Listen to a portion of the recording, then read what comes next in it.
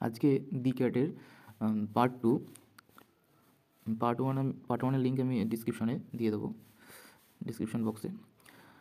দেখো, when the family sits down to tea, মানে যখন পরিবারের সদস্যরা চা খেতে বসে, the cat puts in an appearance to get his share. বিড়াল তখনই আসে, অ্যাপিয়ারেন্স অর্থাৎ প্রবেশ করা, তখনই আসে যাতে সে খাবার তার সঙ্গে শেয়ার করা হয়, অর্থাৎ ভাগ করে নেওয়া হয়।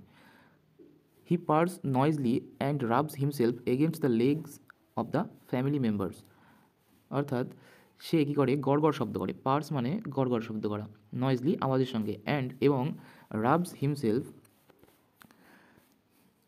নিজেকে ঘষে, against the legs of the family members পরিবারের সদস্যদের পায়ের সঙ্গে নিজেকে ঘষে আর কি। If there is a guest at the table, the cat is particularly civil to him. যদি টেবিলে কোনো অতিথি থাকে তবে বিড়ালটি তার কাছে বিশেষভাবে ভদ্র হয়ে যায়। পার্টিকুলারলি মানে বিশেষভাবে।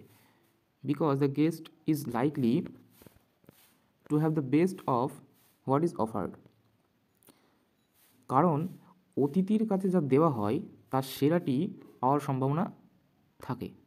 ঠিক আছে।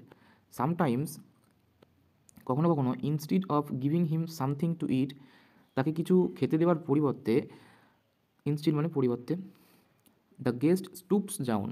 স্টুপস ডাউন কথার অর্থ হলো নিচে ঝোঁকা, স্টুপস মানে ঝোঁকা, অ্যান্ড স্ট্রোকস দ্য ক্যাট, এবং বিড়ালটিকে কী করে, আঘাত করে। স্ট্রোকস মানে আঘাত করে। অ্যান্ড সেইজ, এবং বলে, পুওর পুসি, পুওর পুসি, অর্থাৎ বেচারা বিড়াল, বেচারা বিড়াল।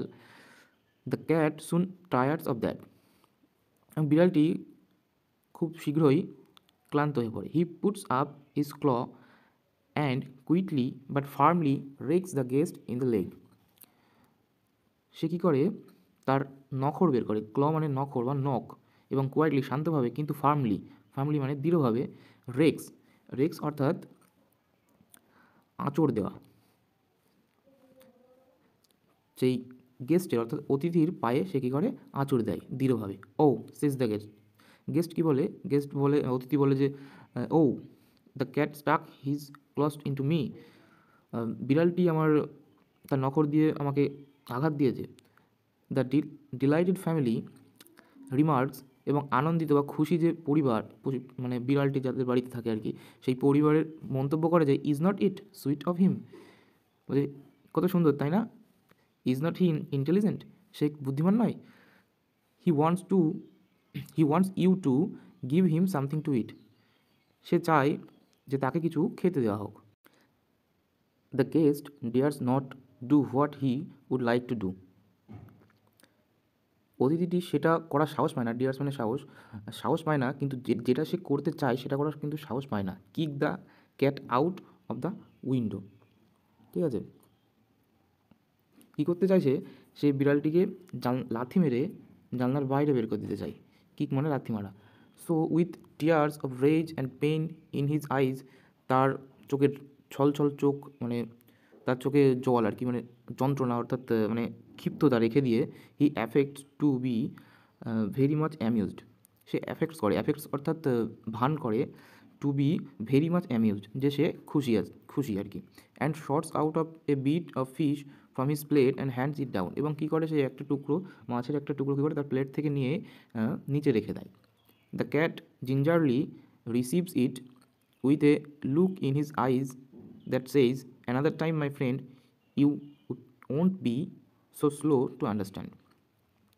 বিড়ালটি কী করে, যত্ন সহকারে, জিঞ্জারলি মানে যত্ন সহকারে, রিসিভ মানে গ্রহণ করে সেটাকে, with a look in his আইজ, এবং সেই অতিথিটার দিকে তাকিয়ে আর কি। অ্যান্ড দ্যাট সেইজ, এবং যেন মনে হয় যে বলছে, অ্যানাদার টাইম, যে পরবর্তী সময়ে বা আরও একবার, মাই ফ্রেন্ড আমার বন্ধু, you won't be so slow to understand, এই বুঝতে দেরি করলে কিন্তু হবে না। He purrs as he retires to a safe distance from the guest's boot before eating his food, সে কী করে, গড়গড় শব্দ করে এবং চলে যায় নিরাপদ দূরত্বে, সেফ ডিস্টেন্সে, নিরাপদ দূরত্বে, ফ্রম দ্য গেস্ট বুট, অতিথির পায়ের মানে জুতোর কাছ থেকে আর কি, বুট বলতে পায়ের কাছ থেকে বোঝানো হয়েছে এখানে। বিফোর ইটিং হিজ ফুড, তার খাবারটা খাওয়ার আগে।